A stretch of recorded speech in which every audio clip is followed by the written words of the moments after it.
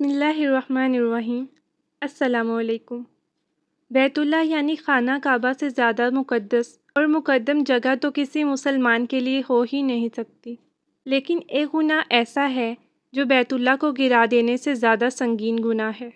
ابن ماجہ میں ایک حدیث ہے کہ ایک مرتبہ حضور اقدس صلی اللہ علیہ وسلم بیت اللہ شریف کا طواف فرما رہے تھے۔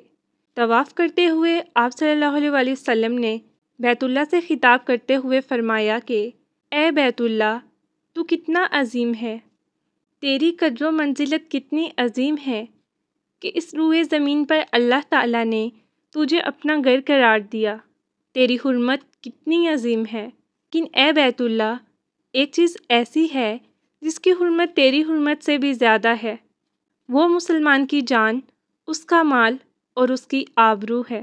یہ صحیح حدیث ہے جس کا حوالہ حدیث کی کتاب ابن ماجہ میں ہے، یعنی ایک مسلمان کی جان، اس کا مال اور اس کی آبرو کو آپ صلی اللہ علیہ وسلم نے بیت اللہ سے زیادہ مقدم قرار دیا۔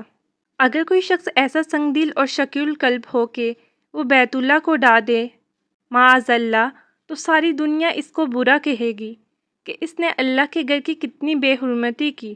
اگر سرور عالم صلی اللہ علیہ وسلم فرما رہے ہیں کہ اگر کسی نے کسی مسلمان کی جان، مال، آبرو پر حملہ کر دیا اور اس کا دل دکھا دیا تو اس نے بیت اللہ کو ڈھانے سے زیادہ سنگین گناہ کیا، لیکن آج کل لوگوں نے اسے معمولی سمجھا ہوا ہے اور ایک دوسرے کا مذاق اڑا دیتے ہیں، اور اس کی وجہ سے لوگوں کا دل دکھتا ہے اور وہ خود مزے لے رہے ہوتے ہیں، لیکن وہ بیت اللہ کو ڈھا دینے سے زیادہ کبھی اور بڑا گناہ کر رہے ہوتے ہیں اور انہیں معلوم بھی نہیں ہوتا۔